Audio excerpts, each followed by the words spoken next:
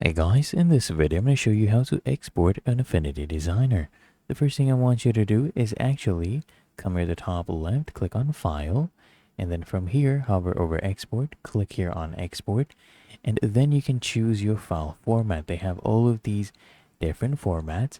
If you want a PNG, for example, you can click on this one, and then you can go ahead and choose your height, width. You can lock the aspect ratio if you want, and here under area you can choose whether you want to export the whole document, or if you have multiple pages you can choose to go ahead and export all of those pages or specific pages as well, so you can see right here.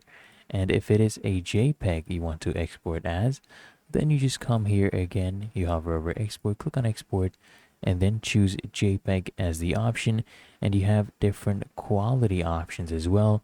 I'll go right here with medium quality, and we'll just click here on export, as you can see, and then you can just name your file name whatever you want, as you can see, and then just click here on save.